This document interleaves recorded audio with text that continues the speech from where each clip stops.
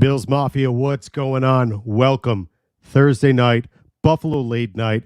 We're here to talk about this week's matchup with the Chargers, what happened last week against the Cowboys, and can they win the AFC East? We'll find out. Let's get it.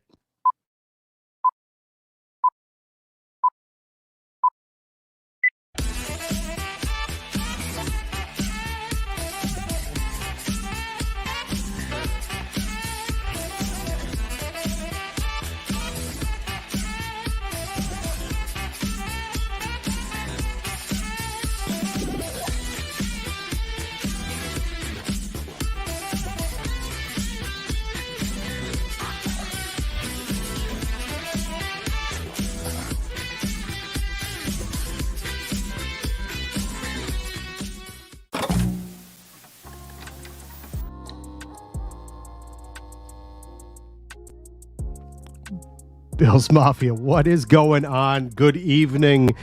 Happy Thursday to you guys. I am super glad you're here. Glad you are joining tonight for Buffalo late night on a Thursday. Guys, I am glad that we're here. It's Chargers week. It's crazy how far we've gotten. We are a couple days from Christmas. I don't know about you guys. I thought, somebody said earlier, it's like, I thought it was December 1st. This whole month, this whole year it's been like that. The season has snapped by in front of our face. So, but glad you guys are with us. Glad you guys are here. I'm going to be banging with you guys tonight, having some fun. We're going to be chatting like last week, seeing how this goes. You, me, and all of our friends, and maybe some people who might stop by throughout the show. But again, my name is Thomas DeLoss. I am glad that you've chosen to hang out with us tonight. Thank you for tuning in, or if you're listening on Spotify, happy Friday to you. You can find our show free on all social media and streaming platforms, including Spotify or YouTube, or however you choose to pod. If you are watching on Twitter right now, come on in. You're like the person walking down the neighborhood and it's cold and you see that family sitting around opening presents around the tree and the fireplace and the side, and you're just looking through the mirror and your nose and your mouth are fogging up the window because you're just staring there from the outside looking in. Don't be that person. Come on in. Join us. We'd love to have you. It's going to be a good conversation. That was very descriptive. I feel like I was just really putting you in the moment. Guys, we are officially in Chargers week. So let's make sure you are subscribed to Cover One Pass, as well as all Cover One material, whether it's Twitter, YouTube, our Twitch, our secondary page done by Chris Chouse. He does our fantasy stuff. Make sure you're giving all the love to all of us here at Cover One. We do very much appreciate it. And make sure you guys are subscribed to our YouTube page and hit that notification button. It'll let you know every single time we are live. And we do very much appreciate it. Tonight, like I said, it is going to be you, me, and Dupree. We are going to be breaking it all down tonight. Later in the show, we are going to be bringing up the ESPN playoff machine, and we're going to be doing this together. We're going to be figuring this out together. We're going to see if we can figure out what's the best case scenario for the Buffalo Bills. With the next 3 weeks in front of us, what does that look like? What does that look like for the Buffalo Bills? Are the Buffalo Bills capable of running the table? I don't know. I want to figure that out with you guys. I want to see what you guys think about that topic. We're going to be seeing what other matchups potentially could be hindering the Bills' opportunities ahead of them, what they could be doing, what could be happening, what other games have dramatic impacts on the Bills' future. We're going to be talking a little bit about Coach McDermott tonight. Not a lot, not as much as last week, but I do still want to hear what you guys have thought so far. Talk a little about James Cook. That's going to be a big one tonight, right? James Cook has been such an impactful piece for the Buffalo Bills. What he's done, how that's all transpired. I think that's a big part of what's going to happen. We're also going to be talking about the big Chargers matchup. Another big piece of kind of how things have looked for the Buffalo Bills.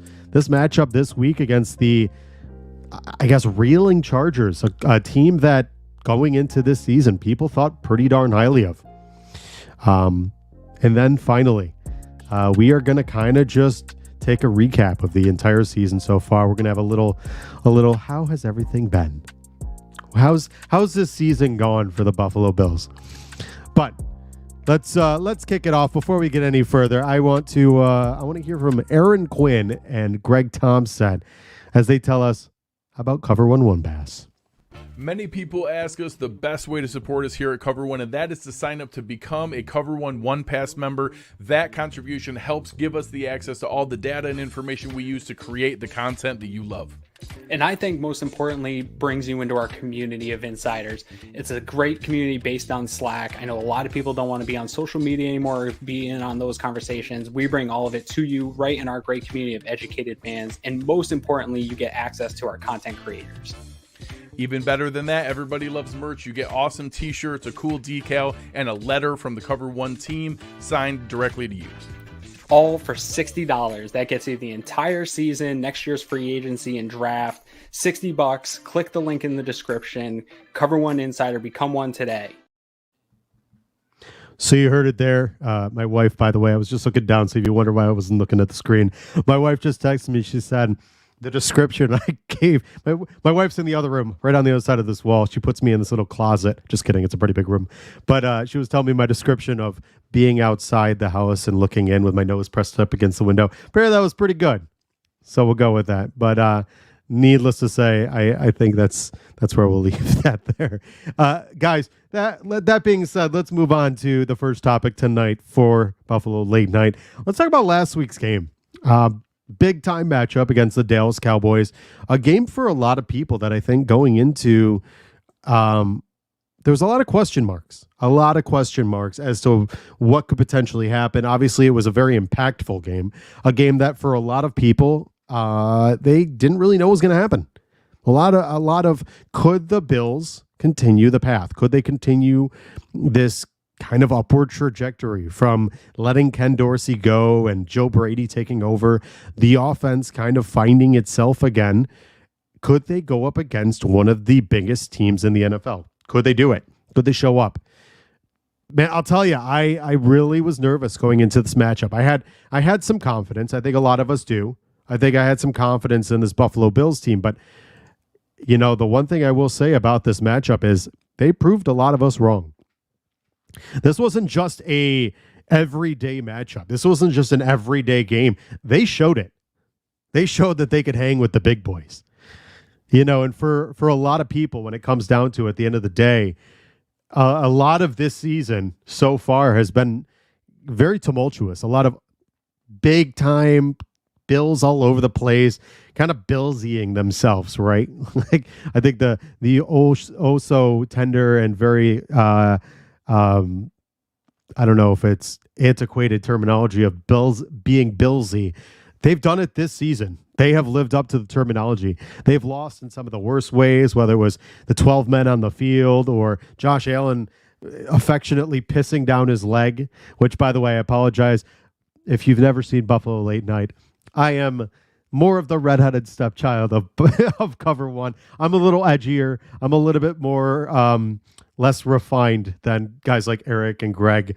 Greg looks a lot more handsome too. His hair is a lot nicer than mine. But needless to say, let's carry through. So if you hear me say things that are a little bit more, a little different, that's why you're here at Buffalo Late Night. The show you actually used to be at 9 o'clock, but now that I have a 10-month-old son, I can't stay up that late. I'm too darn tired all the time because I'm up with him so many times out the night, and my wife is, and so I'm on a tangent. I apologize. We're going nowhere and everywhere at the same time. But again, back to what happened with this game. They really seem to get into a rhythm back to themselves, and you know, I think you saw that there was a lot of Billsying throughout the season, like I said, but this game was a different story. This game was absolutely a different story. This was a team that last year, like when we played the Tennessee Titans, right, in the home opener, we smacked them around. There was no question. That was a Bills team that people were fearing for, right? This was the 13 seconds against the Kansas City Chiefs, an offense that could not be stopped. But there was another part to this that, you know, I mentioned Sean McDermott a bit ago, and I kind of want to, weave these two together because I think it is important.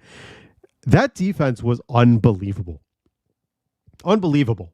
The Dallas Cowboys, who were the number one third down offense, the highest scoring offense in the NFL, as well as the NFC, of course, One of the very best teams across every metric.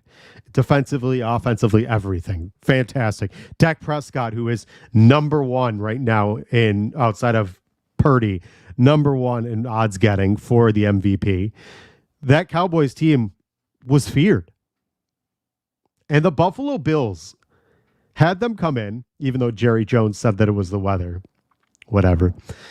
The Buffalo Bills had them come into Buffalo. And they didn't just win. No, folks. No, sirree. They didn't just win. They smacked them around. Up until garbage time, they had allowed 3 points. The Cowboys had Dak Prescott, 21 for 34, 134 yards, and 1 interception. Tony Pollard, 11 for 52 for 4.7, and CeeDee Lamb, who was one of the best receivers in the NFL, has truly lit the league on fire this year after really, truly having a lot of question marks, was 7 for 53, and 3 for 15 of those were on the last drive. One of which when he ran in for kind of a jet sweep touchdown to get them to 10 points. So, folks, a lot of what you saw from the Cowboys was more so that cherry on top to a very piss poor game. The Buffalo Bills showed up, and they showed up big time in that matchup. They were unbelievable. And then aside from that, with the Sean McDermott thing, I mentioned Sean McDermott, and I want to hear what you guys have to say in the comments. And a lot of what I'm going to be doing is relying on you. So, guys, I want to hear from you. I want to hear all your thoughts about what's going on. You can respond to what I'm saying right now, and if you don't agree with me, feel free.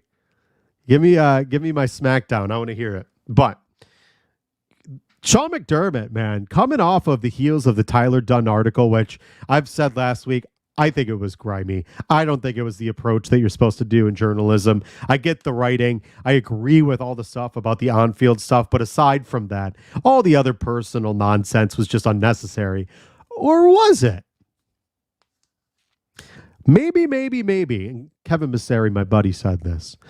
Maybe. This just came at the right time. Maybe that article was the exact thing the Buffalo Bills needed. Maybe, just maybe, the Buffalo Bills finally had a kick in the ass. Sean McDermott had a kick in the ass to get them to go the right direction. Because just so happened, not only did they get rid of Ken Dorsey, Joe Brady steps up. Not only does Josh Allen really kind of have a thorn in his side from really a tumultuous up and down parts of the season, but then Sean McDermott, who has some of the lowest ratings he's had in his career, all of a sudden has an article drop directly in his lap. What happens? Folks, what happens? They beat the Jets, right? Lose to the Eagles, barely. Good game. And then they win the following 2 matchups, one against the Kansas City Chiefs. And people might say, oh, they could have lost because of Kadarius Toney. First off, your foot is over the line. Your foot is over the line. It doesn't matter. And guess what? If it happened the other way, the Chiefs would have been crying too. So don't get it twisted when you hear all the nonsense. Any other team would have been in the same position. The only difference is with the roles being reversed, the Bills were on the good side of that outcome. And how many times have the Buffalo Bills been on the wrong side of that exact scenario? How many times have the Buffalo Bills been screwed in that exact scenario? So don't get it twisted. Every once in a while, the Buffalo Bills deserve to get theirs, and they did. And then this past week, they absolutely, and I'm going to use a rock thing. I'm going to use a rock cliche. They layeth the smacketh down. If you're not a wrestling fan, that made no sense. But if you were, then you know exactly what I'm talking about here. Guys, it was a nice 4-game stretch for the Buffalo Bills, and now they have 3 very big important games ahead of them because you know what? We're all talking playoffs. Man, if you're ever in Twitter Spaces, you'll see me there. A lot of my guys, whether it's Whittle or LaShawn, Brad, Beyond, Dale, Kevin, Jason, anybody. I'm sorry if I forgot your name, if I didn't list you off there. Tina, Miss Kitten, Meow. I have no idea what I'm talking about. I'm rambling. These are my people. If you hear me in there, you'll hear that I've said this stuff. And we've talked about playoffs. And part of it is, quite frankly, there's a lot of hope, a lot of optimism. If you look at the way this team has played, the offense has been unbelievable. quite frankly, this is the offense that we came to expect, an offense that I think a lot of people coming into the season really thought we were going to be, that there was this kind of this unspoken expectation that the Buffalo Bills were going to jettison themselves back off to where they were. And so far this season, they've gotten back there. We averaged 28 points per game last season. We're back to 27.1. Had a bit of a lull in the middle, but that happens. But the problem was that lull was disastrous. It came with some pretty severe consequences, which put us at 500 up until just as of recently. But here's the big thing in regards to what the Buffalo Bills are. They're 8-6. The Buffalo Bills are second in the AFC East, as most of you know, and they are right there, ripe for the taking. The Bills are ready to rumble, and they're very, very close to coming back into this thing. But what I do want to do real quick is, guys, I don't know if you guys really like fantasy football, but Cover One has a very nice partnership with our friends at Underdog Fantasy. Cover One is excited to once again partner with the most dynamic name in fantasy football, Underdog Fantasy. If you have one home league and that one draft each year isn't enough for you, then Underdog Fantasy is for you. Obviously, we're trailing off right now because, guys, it is almost the end of the season and there's a lot of playoffs, but they have games for you. All the fun of drafting your own players, but without the waivers and lineup decisions. Best ball drafts allow you to have all the fun of drafting your team, all the chances to win big with none of the week-to-week hassle. Use promo code COVER1 when signing up to make your first deposit, and Underdog will match that deposit up to $100. Yes, that's $100 in free play for you to use if you use promo code COVER1. Even better, the Best Ball Mania 2 contest is going right now. 3 players will win $1 million. That's right, $10 million in total prizes, $2 million to first, $1 million to second, and $1 million to the team with the most regular season points. That's 3 chances to win $1 million. Sign up now using promo code COVER1 to take your chance at $1 million today with Underdog Fantasy. Now, guys, let's get into what your thoughts on this coming week's matchup. We are facing the San Diego Chargers. Obviously, we are on the heels of that Dallas Cowboys matchup, a matchup, like I said, that everybody was in awe of how well they played. James Cook could do almost no wrong. And guys, let's talk about James Cook a little bit here. Let's bring up what James Cook has done.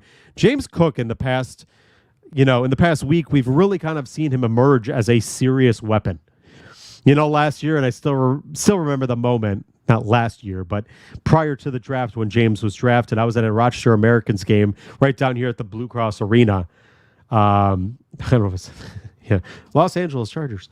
When I was at an Americans game, and my wife and I were sitting there, we were waiting for the draft to kind of take place, and I said I was hoping that we'd take James Cook, and lo and behold, we did. And I don't think any of us truly knew. I think there was a lot of question marks. We knew he was Dalvin's brother. He is James Dalvin Cook. But we didn't know exactly what he was going to be. There was a lot of question marks in terms of could he hold up his balance, his contact balance? Could he be able to be a bell cow back? Because he never really was at Georgia. I think his average was around 15 carries a game, which is not an NFL back. At least not in, today's NFL it is, I guess, especially if you're Bijan Robinson or Arthur Smith. I'm sorry for all of you who drafted him, by the way. What a torture chamber that is. Excuse me. But in terms of James Cook, man, James Cook so far this year is second in yards, just behind Christian McCaffrey with 968 yards, which, by the way, 32 yards from 1,000. James Cook will be the first running back for the Buffalo Bills since 2017 to be able to get to 1,000 yards. And that was LaShawn McCoy. So it's been a long time. And even more than that, he is second in all-purpose yards with 1,401 yards, only to Christian McCaffrey. Guys, if you had told me going into this year that James Cook would be right behind Christian McCaffrey in terms of yards and all-purpose yards, I would have laughed. I would have said, I don't know about that. I think he's good. I don't know if he's just quite there yet. But, man, he's absolutely stepped it up. And what you saw this past week is James Cook made Josh's job that much easier. He absolutely took a ton of weight off of Josh's back. He made Josh really feel comfortable in the pocket. You saw the passing game not not become a big effective thing. But Josh was able to use his arm when he needed, to get out of the pocket when he needed, but he was able to rely on James Cook, which in turn made this offense more prolific. Because you know this, and we've talked about this before. We talked about this when Cole Beasley left. If you had Cole Beasley in the offense, everything was fine. But when Cole Beasley was out of the offense was stagnant. Because Josh had a release valve with Cole Beasley. He had a guy that, when all else failed, he could turn to him. Well, guess what? He didn't. And now he does. He has James Cook who he can turn to. And Chill Will, he absolutely did get one. Actually, they posted a photo. They just didn't show it in the video. James Cook did get one. I think the reason why they showed Josh is Josh broke NFL history. And that's not to discredit anything that James did, because James was unbelievable and everything. He was the offense. But I think that's why they showed it, that affection towards Josh because of what he accomplished in that game. But I agree. They should have showed both. That being said, man, James Cook has absolutely become a prolific part of this offense. Huge piece into how to become good. And you're going up against a Chargers defense currently who is 28th in DVOA for their defense. They are a defense, and I'm going to bring this up actually close. The problem is, when I'm doing my show, I have like 9 different screens open, so I'm trying to navigate through all my screens to give you the information that I have here. Right now, the Chargers are 28th in the NFL in allowing points. They are allowing 24.6 points per game. Excuse me. I'm constantly having a head cold because of my son, so I apologize. I feel like I'm talking about this every single week. But side note, my son is getting healthier. He is a lot happier right now. That kid has been struggling for weeks, so incredibly happy that he is doing better. In fact, we actually took this pretty darn cute photo of my son, and he is much, much happier. I can't even tell if I can see it. Yeah, there he is. Happy little nugget. Doing very, very well. So he's getting back into much better spirits now that he's less sick. But the Chargers right now are 28th of 32 in points against, allowing 24.6 points per game. And then the Bills right now, their defense is, excuse me. Where am I at right now? The Bills are 17th in DVOA, or the Chargers are 17th in DVOA in offense. But this week they're going to be without Keenan Allen, and they obviously already don't have Justin Herbert. They're going to be running with Easton Stick. So speaking on this matchup, if you guys don't know who banged up Bills are, and I'm going to go back to all the rest of that stuff we were just talking about, but if you guys don't know who banged up Bills are, Dr. Kyle Trimble, he's a guy that I rely on. He gives all the best information, all the best insight. You can find him on Twitter at Banged Up Bills. You can find him on his website, bangedupbills.com. He actually provided me some insight and some injury analysis for this coming week. AJ Epinesa will not play due to rib cartilage injury. Hyde is being smart not to play to give him another week of rest. Johnson may be a true game time decision because he may not want to give up running back reps to anyone else. That is something to be concerned with.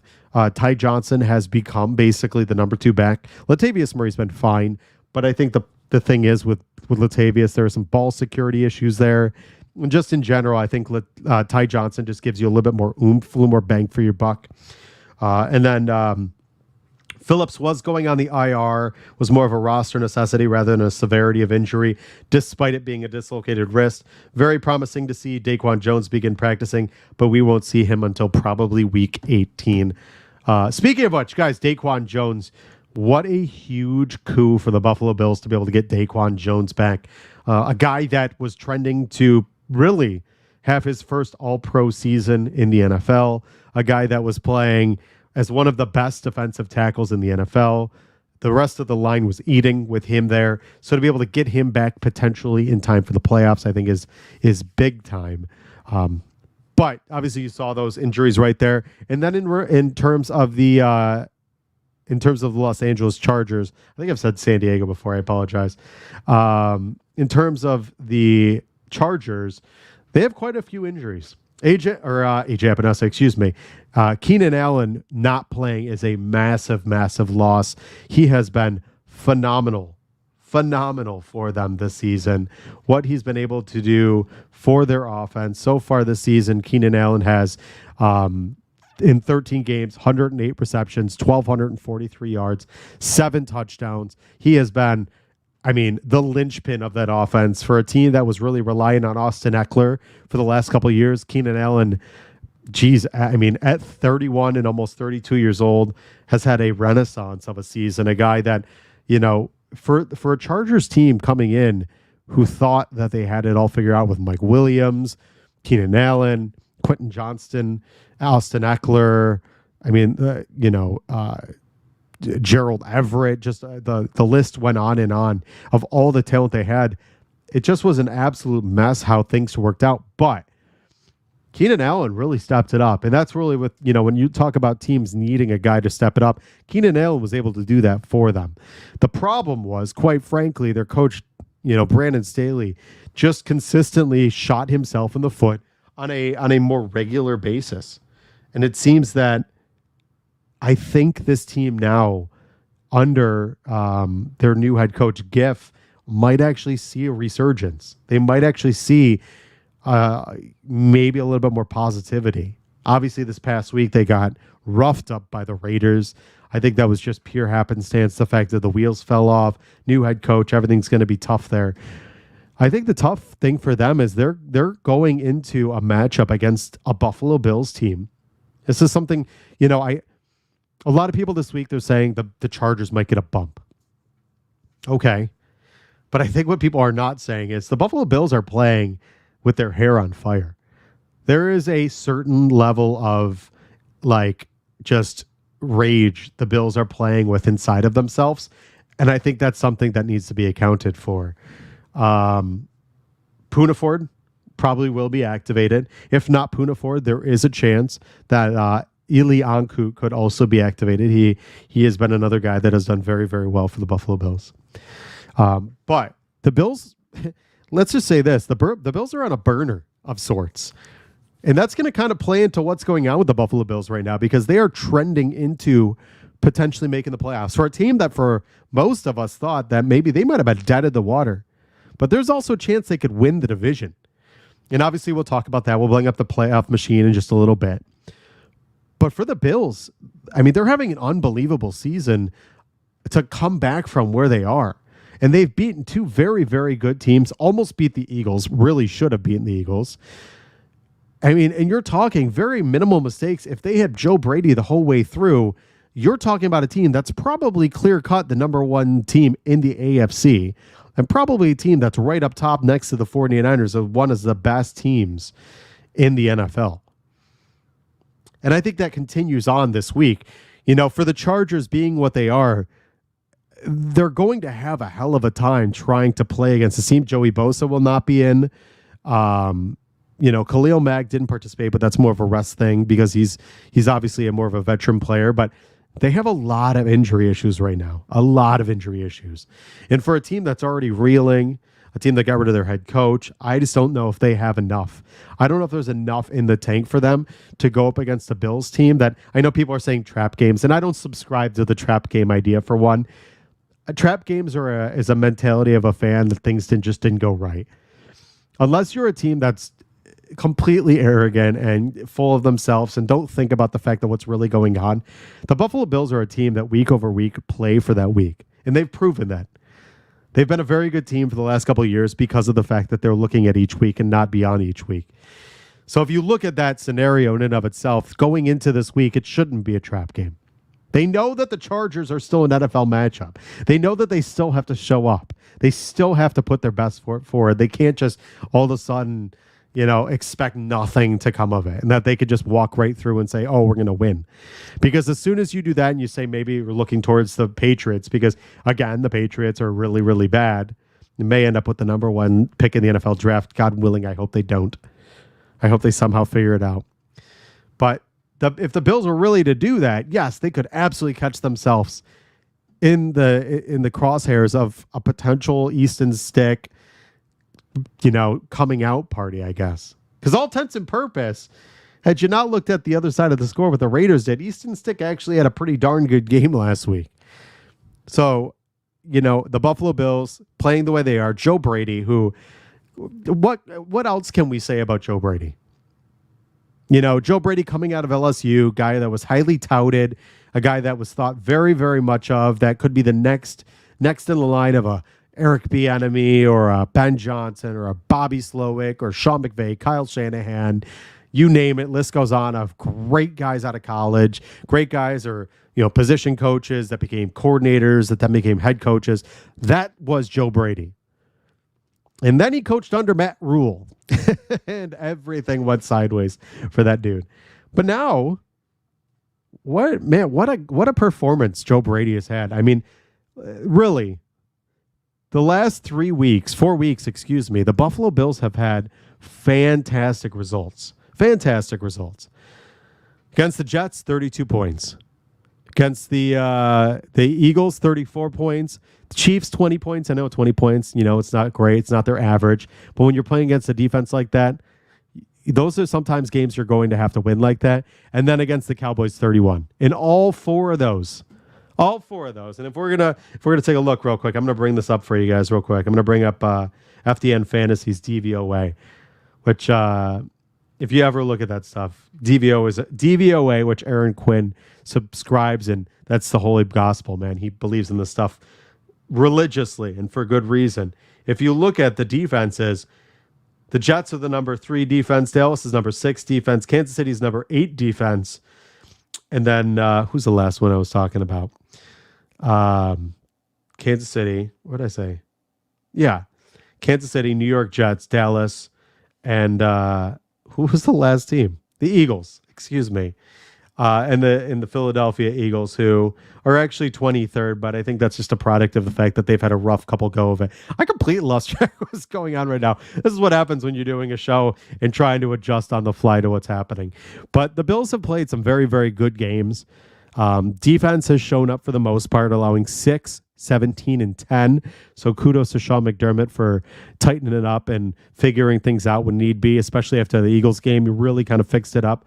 But if you look at it, Brady, man, I don't know if he did. So here's the thing, Spin. I don't know if he didn't adjust. I mean, yes, but Steve Spagnuolo is one of the best. And I think it might have just been one of those chess matches, right? Like, think about it. You had Leslie Frazier and Sean McDermott with Brian Dable, and you had Andy Reid and Steve Spagnuolo. That was a back and forth matchup. And you could say in that moment that neither of them on offense or defense, both teams were able to adjust. Sometimes teams just have these games where there's nothing you can do either way, because the realistic value is Sean McDermott's defense kept that offense, whether they want to complain in penalties or whatever might happen or drops or whatever, he still held them in check. He did what he was supposed to do, just like Steve Spagnuolo did what he was supposed to do to us. It's just what happens when you have good coaching like that. And those matchups, as much as the Chiefs are not in our division, that's like a division matchup, man. I feel like we're playing them multiple times every single year now just because of how good they are. So I think those are those games that are always highly contested. When you play the Dolphins or the Jets or the Patriots, they're tough. Not for us against the Dolphins. We whip that ass. Again, I apologize for my language sometimes. I'm a little bit off the cuff per se. But again, back to what I was saying about Joe Brady, man. What an unbelievable performance he's had thus far. This past week, obviously incorporating James Cook. Not a lot in the passing game, but man, that's what you need sometimes, right? Being able to kind of pivot on a dime. That was the one thing about Ken Dorsey that I think a lot of people felt is Dorsey just couldn't figure it out. There was no real feel to the game. Like the one thing that people say, and I think the one notion about it is you can call plays on an offense. It's not hard to call plays on an offense, right? You can read off of a gameplay sheet and say, okay, we're going to call this. We'll call it jet sweep. We're going to call a, trip wide right. We're going to have, Dalton Kincaid run straight across.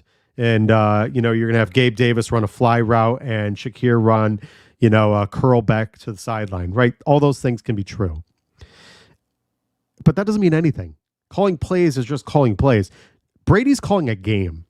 He's setting himself up down the line. And even more than that, he's setting up stuff for multiple games. And that's important. It feels like he's actually setting himself up to feel comfortable when he's in motion and he's getting things to the way he wants them. And he's understanding what works for Josh or how to get Josh into the right place. Or like he said in his interview this week, they didn't plan on having James Cook run 37 times, but it worked. And that's sometimes you got to do it, right? That's sometimes you just have to lean into it. If it's working, why change it? Why that old adage, if it's not broken, why fix it? Well, hell, if James Cook is running at 7.2 yards a clip, give him the goddamn ball. I don't know what else you got to say to that, right? Like, what else do you want? If he's having that type of game, feed him all night long, period. Do it. And then lean into it. And then if it works next week, continue. But if it doesn't, then find what does and pivot off and continue on. And then go and ebb and flow as the game presents itself. You know, the one thing that always talks about with Bill Belichick, and I'm not going to go deep into this, but Bill Belichick, for the longest time, his big notion was, yeah, you might have had a tough first half, but guess what? In the second half, what? He'd fix, he'd adjust, he'd on the fly be able to make sure that nobody beat him. Jesus, my language is atrocious. Yeah, right. Thank you, Bill Switch. Don't mind me while I'm sometimes talking too much. My language just gets all twisted up on me. But Bill Belichick would go out there and he'd fix on the fly, right? He wasn't beaten. He knew he was still in every matchup. Granted, he had Tom Brady. But he was constantly adjusting as he could to make it for what he would do best. Guys, I'm going to pivot real quick. I'm going to bring up one of my favorite segments. We haven't done this in a while, man. If you haven't seen Buffalo Late Night in a minute, we have really if you've watched Buffalo Late Night before, you know what this is. But if you haven't, you're in for a treat. This is my favorite segment, something my brother and I have done for a long time. It is called our Damn segment. Let's go. Damn!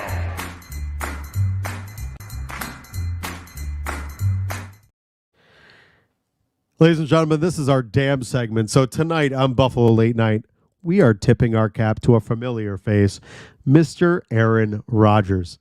The man who was the talk of the town, rumored to making a dramatic comeback for the New York Jets, New Jersey, mind you. Picture it like the grand entrance at the Royal Rumble. I don't know if you're a wrestling fan, but we have our things. The Royal Rumble, but alas, it turns out that Rodgers isn't imbued with Wolverine's miraculous healing powers. For months, whispers have swirled about Rodgers' potential return to the gridiron, talks about experimental treatments, alternative medicine, and the usual suspects, HGH and peptides. Fueled by the fires of hope, yet the reality is stark.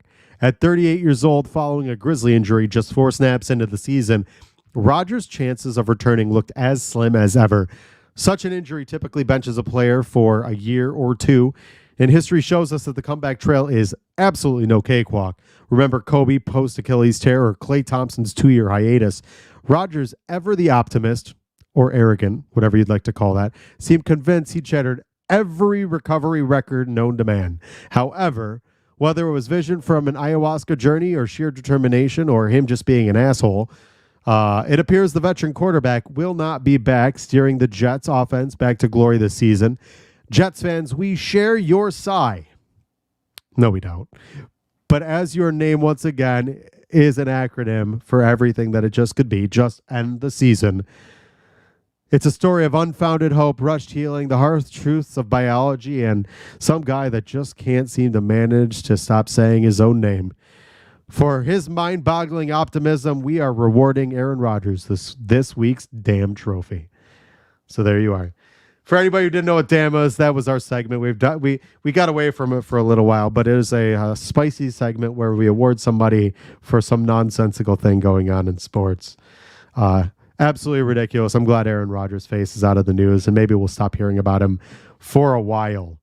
Because quite frankly, I liked Aaron Rodgers as a quarterback, but I have become more and more sick of Aaron Rodgers as a quarterback and as a person more and more as that has happened this season. And I think everybody kind of figured out once the Jets were eliminated, well, was never going to play in the first place. So that's where we're at. But guys, let's carry on to what we were talking about. Like I said, the Bills are in a great position. And guys, the one thing I want to ask you guys while we're talking about this right now, and we're going to get into the playoff machine in just a second. I want to ask everybody in the chat right now, and a bunch of you have been jumping in, but there's a ton of you watching. If you're watching on Twitter right now, come on over, click the link that I put in there. Go on YouTube, and type in Cover One. You can find the show. I want to hear who your star of the game is for the Bills game coming up on Saturday night, which it's Saturday night on Peacock if you are not in Buffalo. So if you don't know how to find it, that's where you find it. Who is your star of the game and who is your key player to a Bills victory? I want to hear that. But guys, this matchup is going to be very, very big for the Buffalo Bills. Yeah, my brother is the one who writes all these segments. So when it comes to grammar and to spelling and stuff like that, you can give him all the kudos because, ironically enough, I'm really good with English, but I don't have enough mental capacity at the end of my day to throw a sentence together like he can. It's a lot smarter than I am for every aspect of life.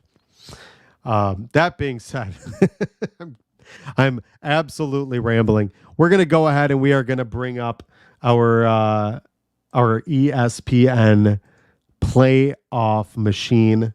Hold on one sec. I'm going to go ahead and put this up here, guys.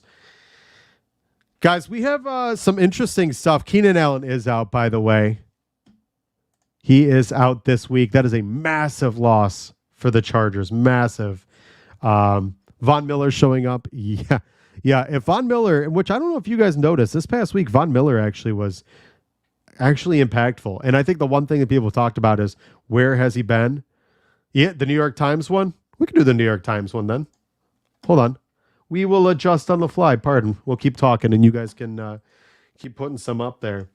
But Von Miller over the past couple weeks has actually been slowly putting himself back into the Bills' kind of lineup per se. They seem to be finding a way to get him more involved. And I'll tell you, if he can actually get himself to the point where even if he's 80%. Man, I think he has a true ability to impact what the Bills are doing right now. Let's see. Let's go ahead right here. Okay. Buffalo Bills playoff machine. Okay. Enter full screen. Let me bring this up right here. Guys, this is the ESPN playoff machine. Obviously, see if the Bills win against the Chargers. You got right here, it goes to 78%.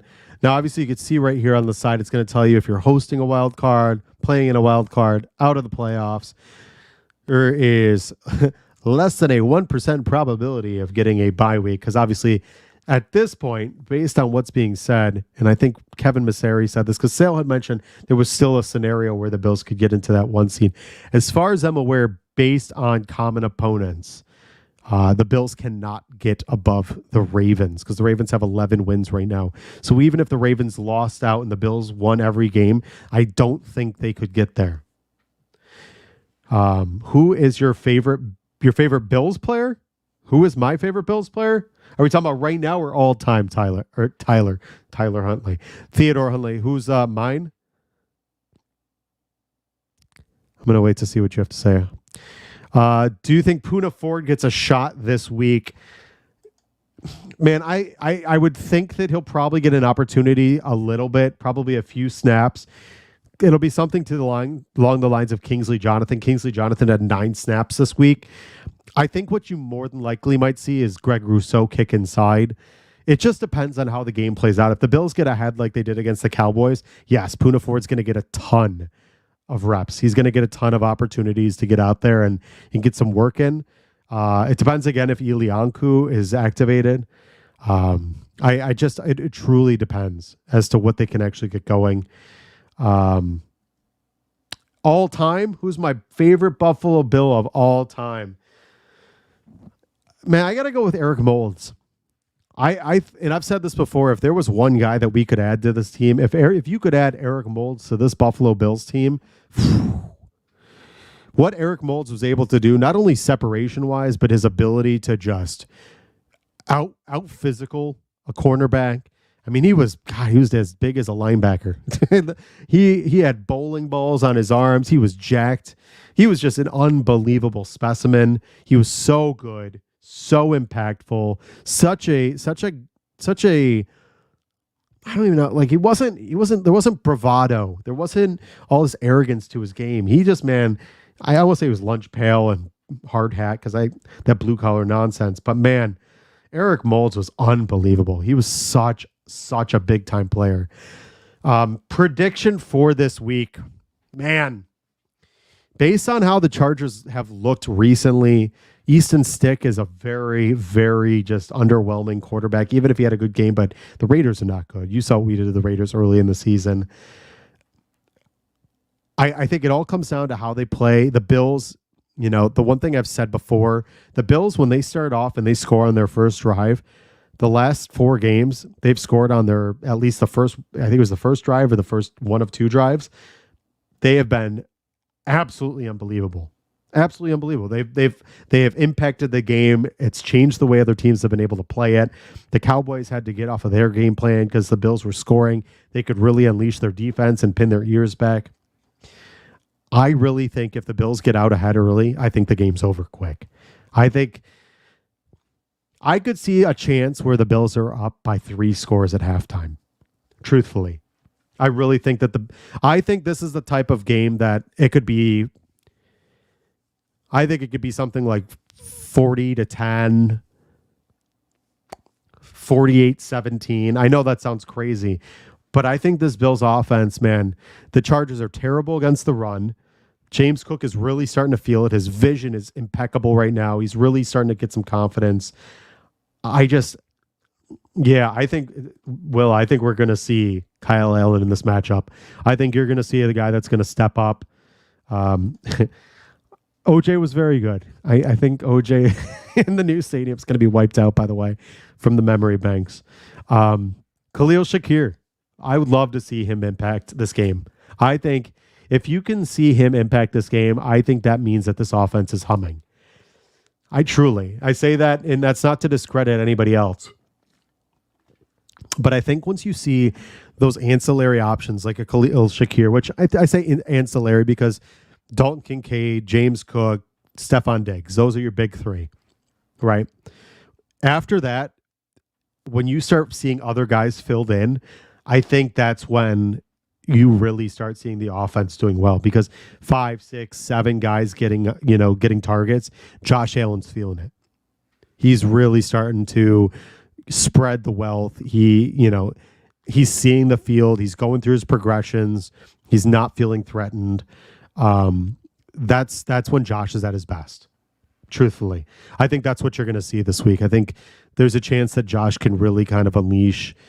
I mean, the Chargers quite frankly, let's be realistic. They've been underwhelming in every aspect. They just have not been a good team for a while this season. And especially without Justin Herbert, they're not good. Eckler has just, if you look at Eckler's stats, he's not been the guy he was last year. He's still good, but he's not the guy he was. Anybody who has Eckler on their fantasy team knows that, right? Right. They have a terrible secondary. That's pretty obvious. The fact that they even brought in J.C. Jackson, who's now he's back to the the Patriots, and now he's done for the season, tells you everything you need to know. I don't know if it's going to be a tougher game than the Cowboys. I think it'll be an equal game to the Cowboys because I think the Cowboys just I don't know what was going on with them. They said it was the weather. I don't think that was it. I think the Cowboys came in and just, man, playing on the road, they're not in their element. I think the weather psyched them out, even though it really wasn't bad. I think there was just so much going on. And Buffalo is a hell of a place to play. But I don't think that you're playing in a temperature-controlled SoFi Stadium, on turf. James Cook is going to be dicing it up. We've played on that turf, and we did very well against the Rams last season. I don't know, man. I think this is going to be a game the Bills are just going to walk in and just right out of the gate, they're going to light it up. I think they're going to be ready to rock and ready to play. Agreed. I hope Josh can just walk through this game just completely, just, kind of just zoned out, ready to roll, not even thinking about it, and play well. I think this is an important game. And, part of this is, to be honest with you guys, I think one thing that we need to say is people keep saying like, oh, the Chargers playing with a chip on their shoulder, a bump or whatever. The Bills are playing with a chip on their shoulder too. Don't get it twisted. They're not in the playoffs. We're acting like the Bills are in. Like if the Bills were number one seed, I think that would be a different story here. It would be more of a question mark, right? The Bills are still playing they want to get right back into this thing. So realistically, the Bills are still fighting, clawing, trying to get back into the playoff picture. And they're doing this for Sean McDermott too. So don't forget that either. They absolutely are trying to go to bat for their guy, their coach, who they believe in. So I think it works both ways. Look at this. If you beat the Patriots and the Chargers, you're up at 81%, 46% to host a wild card game, which, guys, I'm a Bills season ticket holder. I don't know if any of you, if you guys went to the Patriots game a couple of years ago in the cold, which it was cold. I'm a mailman by trade, so I'm used to the cold, but man, that was cold. That was an unbelievable experience. And I hope to God we get another chance to have a playoff game very soon there. And man, if you go and you beat the Dolphins, greater than a 99% chance that they are in the playoffs, 84% hosting a wild card game. It's wild to think that the Bills have an opportunity, and you can go ahead and sit there and we could figure out, like, let's say the Steelers win. Whoa, hello. The Steelers win here. You can actually adjust potentially to see maybe you have a chance of getting to that second overall seed and having, a wild card throughout. But this right here shows the Bills at 11-6, 4-2 in the division. This is an opportunity for the Bills to really set themselves up deep. I think it's an opportunity for the Bills to reestablish themselves. And here's the other part about this, guys. You win these last 3 games. Let's take a look at this one more time real quick. I'm going to bring it up real quick. Hold on one second. Don't mind me. The Bills in the last how many games, right? Obviously, you saw they beat the Cowboys, the Chiefs, lost to the Eagles, beat the Jets. The Bills would be 6 out of 7 heading into the playoffs, and will have been on a 5-game burner heading into the playoffs. A 5-game burner. People could talk about the Buffalo Bills all they want, but I can promise you this, and I've said this last week, absolutely nobody wants to play the Buffalo Bills in the playoffs. Nobody, especially if they go in and they do their business, take care of everything, and win against the Chargers, win against the Patriots, win against the Dolphins. Don't get it twisted. The Buffalo Bills are potentially a dangerous out for anybody. Anybody legitimately could make this very difficult. Look at this. You have right now, you win all 3, and then this week, Steelers win against the Bengals, 49ers beat the Ravens. The Bills are 100% to make the playoffs. They're in. No questions asked. No questions asked. So really what it comes down to is, and we've talked about this, you've heard this, it's all about handling your business. All about handling your business. Which, by the way, if anybody's listening on Spotify right now, which obviously you could be, quite a few people do, understand that we are doing some stuff on the New York Times playoff machine. Thank you for whoever suggested. I got to look and see who that was that suggested it. Spin. Thank you, buddy. Appreciate it. Side note, guys, if you are, follow me on Twitter at @ThomasDeLoss. I'd love to interact with you guys. You can find me on there all the time. You can follow all of Buffalo Late Night stuff on the Cover One YouTube channel, as well on Spotify. If you type in Buffalo Late Night, you can see my logo there. You can check out all the other shows that we've done. And I maybe doing this just a solo thing going forward. I've really enjoyed this. Just being able to work hand in hand with you guys in the chat and talk out stuff and see what you guys think and, kind of break down each week. It's been an enjoyable experience for me. But guys, this is a big time matchup for the Buffalo Bills, as we've said, and the Bills have everything in front of them. It's all in their lap. It's all on a silver platter for them to get to the point where they can really, direct their own movie, right? Their own ending. And think about this. I did this. I did this at the front of the show, like a let's close our eyes and vision, right? But like really. Think about this. Imagine a world where the Bills are on a 5-game win streak heading into the playoffs, potentially the 2 seed, which, by the way, they can absolutely get to the 2 seed, right? So if you look at the next couple weeks and they win a couple of these, and we can quickly go through here. If you knock off a bunch of the AFC teams, I think that, let's see, what is it? I think the Texans got to beat the Browns. Dolphins got to lose. There's no way Patriots are beating the Broncos. The problem is some of these are just outrageous that can have to happen.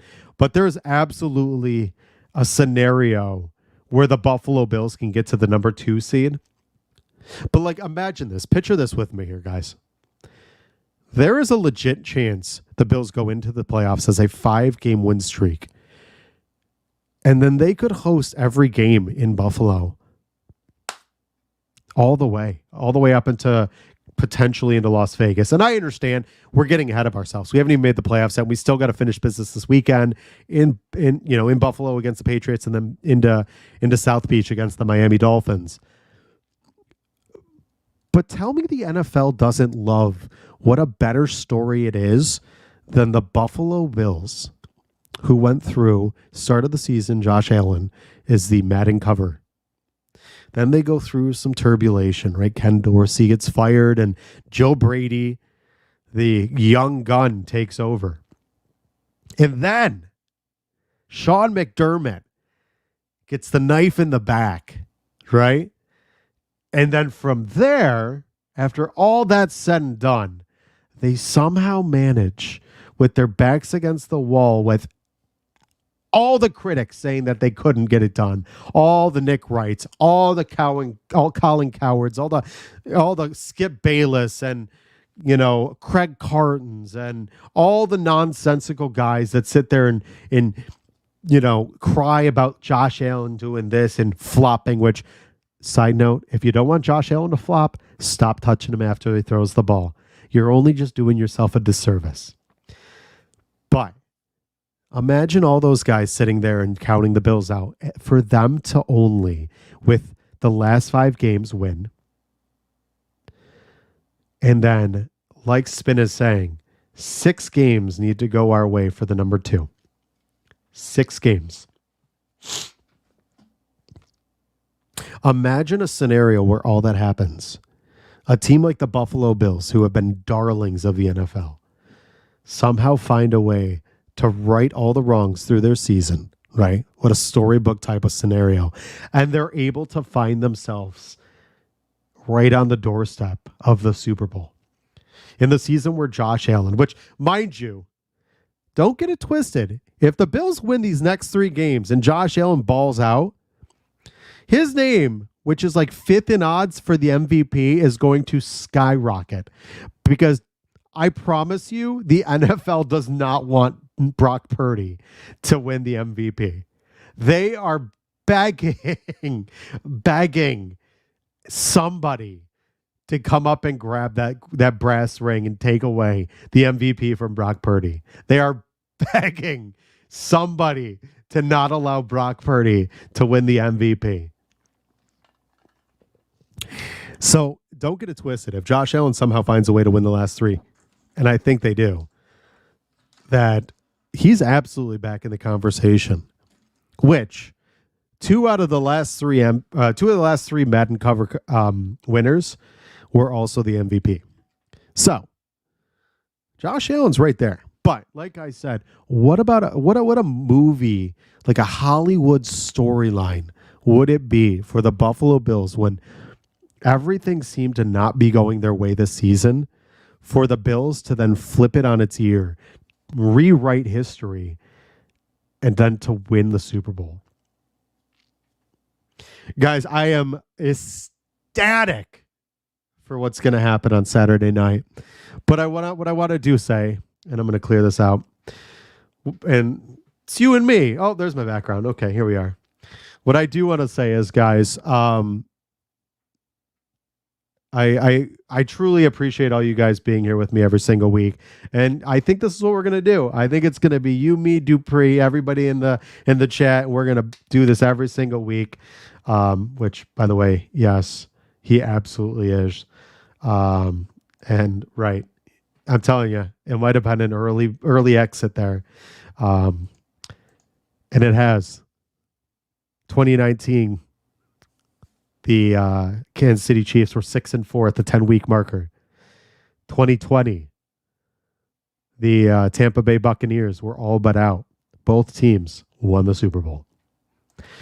But guys, I want to say this. I really do appreciate it, man. This has been a banger. Every Thursday night, 7 p.m. It's we're here. We're discussing everything that's happened for the week. Talking about all things Buffalo Bills, all things you saw the damn segment. You saw this everything happening. But I do want to say, guys, have an absolutely beautiful Christmas. Or if you don't celebrate Christmas, have a wonderful holiday season. Enjoy the time with your family. Enjoy getting to spend some extra time just hanging out, opening presents, or just being in the company of the people that you enjoy and love and want to spend time with. It's my favorite time of the year. I absolutely love this. We got Christmas lights. We went shopping with my son yesterday, get some extra presents and stuff. Love this time of year. I truly, I'm like in my element, in my zone. But again, love all you guys. Love you for coming in tonight. We will see you guys back here next week for another rendition of Buffalo Late Night. And hopefully after a huge win against the Los Angeles Chargers, coming back home to play the New England Patriots here in Buffalo. Guys, again, my name is Thomas DeLoss, the Thomas DeLoss on Twitter. You can find me there. I love you. I'll see you next week. Let's pull off a huge victory against the Los Angeles Chargers. One more step on our way to the playoffs. One more step on our way to potentially getting to the AFC's champion for the fourth year in a row and getting ourselves on the road to maybe bringing that Lombardi home for the first time. Maybe just writing our ticket to destiny and bringing everything that we've ever wanted. I'm so positive. I'm so optimistic right now. I love you guys. I will see you guys here next week. Let's go Buffalo. The Bills make me wanna.